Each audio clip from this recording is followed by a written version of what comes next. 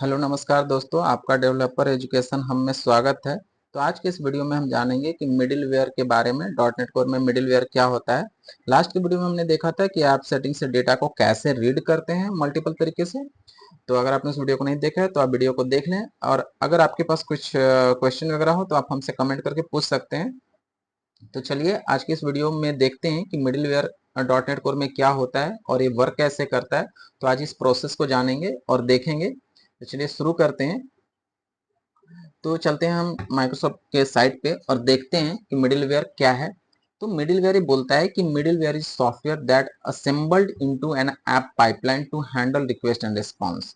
Means कि क्या होता है कि मिडिलवेयर क्या होता है कि एक छोटा छोटा एक कंपोनेंट्स है। सॉफ्टवेयर इसको बोल सकते हैं। सॉफ्टवेयर क्या होता है? बंडल ऑफ प्रोग्रामिंग होता है।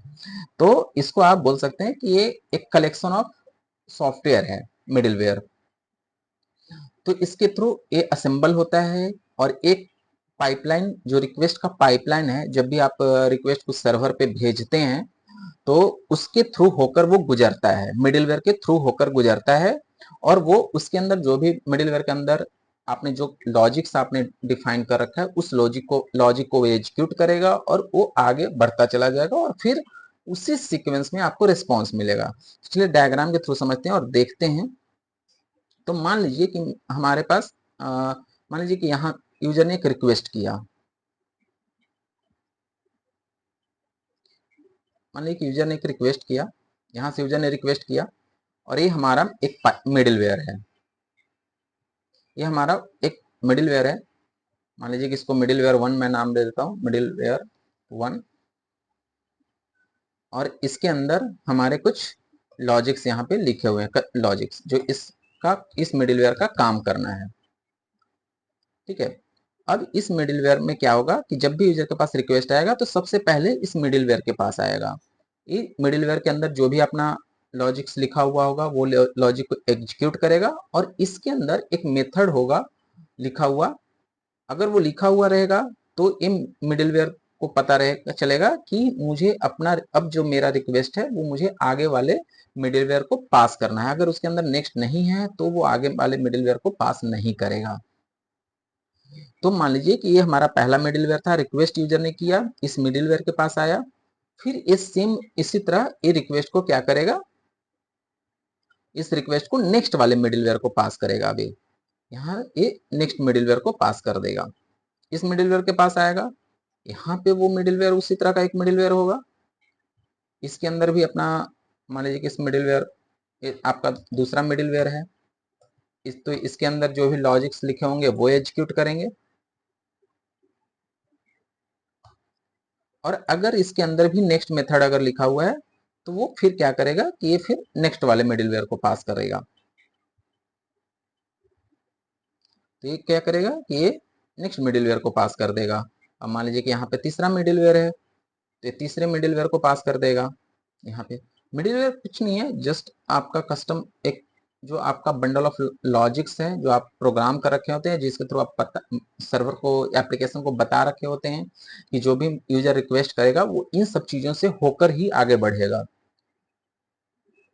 तो यहाँ पे मान लीजिए कि मिडिलवेयर मेरा 3 था, ये हमारा मिडिलवेयर 3 हो गया है। इसके अंदर जो लॉजिक है, अब ये क्या होगा कि अगर इसके अंदर रन मेथड लिखा हुआ होगा, एक रन होता है जो कि ये बताता है मिडिलवेयर को कि आप जो हो फाइनल मिडिलवेयर हो, आपको अब किसी आगे को रिक्वेस्ट नहीं भेजना है, यहीं से आपको रेस्पॉन्स को मूव कर देना है। तो फिर से क्या होगा कि अब यहाँ पे रन हुआ, लॉजिक हुआ, अब इस सेकंड मिडिलवेयर को ये भेज देगा। फिर इस मिडिल के पास रिस्पॉन्स आएगा, अगर नेक्स्ट के आगे कुछ लाइन लिखा हुआ आपने रखा होगा तो वो यहाँ पे एग्जीक्यूट होगा, और फिर वापस से ये चला जाएगा इस मिडिलवेयर के पास। ये रिस्पॉन्स हो गया, और फिर यहाँ से आपको फाइनली जो होगा ये रिस्पॉन्स आपको यूजर के पास चला जाएगा। तो ये मिडिलवेयर का काम होता है कि मिडिलवेयर ऐसे वर्क करता है कि रिक्वेस्ट आया, यूजर ने रिक्वेस्ट किया, ये सारा यहाँ पे रिक्वेस्ट हुआ।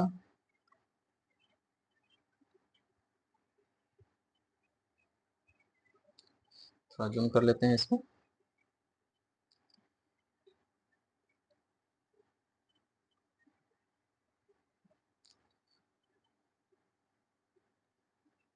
तो यहाँ पे जैसे रिक्वेस्ट आया, रिक्वेस्ट आने के बाद क्या हुआ कि हमारे नेक्स्ट मिडिलवेयर को दिया, नेक्स्ट मिडिलवेयर ने इसको मिडिलवेयर इस मिडिलवेयर के पास आया, इस मिडिलवेयर ने अपना काम किया, फिर ये नेक्स्ट मिडिलवेयर को दे देगा, इसके अंदर जो लॉजिक होंगे वो एग्जीक्यूट होंगे, फिर ये इस मिडिलवेयर को दे देगा। फिर जिस सीक्वेंस में जाता है, जिस ऑर्डर में आपका मिडिलवेयर ऐड है, जिस तरह रिक्वेस्ट प्रोसेसिंग हो रही है, जिस ऑर्डर में रिस्पॉन्स भी आपका उसी ऑर्डर में आता है। तो इस मिडिलवेयर के पास गया, फिर इस मिडिलवेयर के पास गया रिक्वेस्ट, फिर इसने एग्जीक्यूट किया, फिर इस मिडिलवेयर के पास गया, फिर इसने अपना एग्जीक्यूट किया, और फिर इसी तरह फिर रेस्पॉन्स इन सब मिडिलवेयर से होते हुए फाइनली क्लाइंट के पास चला आएगा। तो ये आ गया हमारा रेस्पॉन्स। डॉटनेट कोर में कुछ मिडिलवेयर्स डॉटनेट कोर ने डिफाइन प्रोवाइड कर रखे हैं, और हम चाहें तो अपना भी मिडिलवेयर बना सकते हैं। तो उन सब मिडिलवेयर को हम देखेंगे आगे की वीडियो में, डिटेल्स में देखेंगे।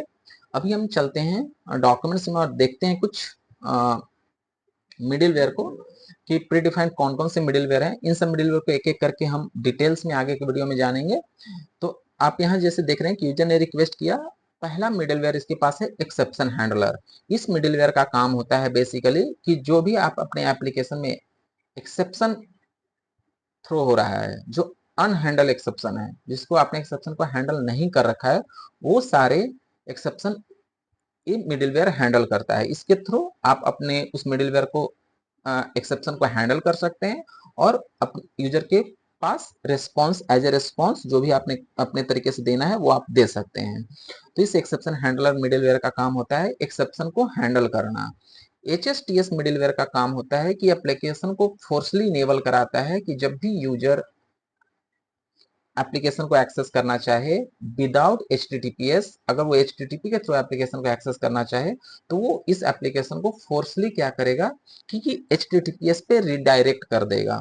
इस मिडिलवेयर का HTTPS रिडायरेक्शन का मिडिलवेयर का काम होता है कि ये HTTPS एक्सेस करा देता है एप्लीकेशन को, कि इस HTTPS रिडायरेक्शन HSTS से इनेबल होता है और HTTPS उसको रिडायरेक्ट कर देता है। स्टैटिक फाइल मिडिलवेयर का काम होता है कि जो भी आपके एप्लीकेशन में स्टैटिक फाइल आपके पास हैं, जैसे आप एप्लीकेशन जैसे वर्क करेंगे तो वहाँ पे आपको बहुत सारे इमेजेस पे वर्क करने होते हैं, जावास्क्रिप्ट की फाइलें होती हैं, CSS की फाइलें होती हैं, HTML की फाइलें होती हैं। तो वो सारे जो फाइल होती हैं उसको एक्सेस करने के लिए स्टैटिक मिडिलवेयर का यूज करते हैं। बिना इस स्टैटिक मिडिलवेयर का आप डायरेक्ट उसको एक्सेस नहीं कर सकते। राउटिंग मिडिलवेयर का काम होता है राउटिंग को इनेबल करना। ये मिडिलवेयर बहुत ही मोस्ट इंपॉर्टेंट मिडिलवेयर होता है। जब हम इसको डिटेल्स में देखेंगे, जब हम राउटिंग पे डिस्कस करेंगे, तो इस मेनली इस राउटिंग मिडिलवेयर का काम होता है राउटिंग को इनेबल कराना, और वो राउटिंग कैसे वर्क करता है उसको वो इंटरनल देखता है कि जो जैसे रिक्वेस्ट आया तो राउटिंग टेबल में देखा कि हाँ वो एग्जिस्ट करता है या नहीं करता है रिक्वेस्ट, तो वो एंड पॉइंट, तो वो सारी चीजों को वो देखे। राउटिंग का काम होता है, इस मिडिलवेयर का काम होता है। कॉर्स का काम होता है, इसको बोलते हैं क्रॉस ओरिजिन रिसोर्स शेयरिंग।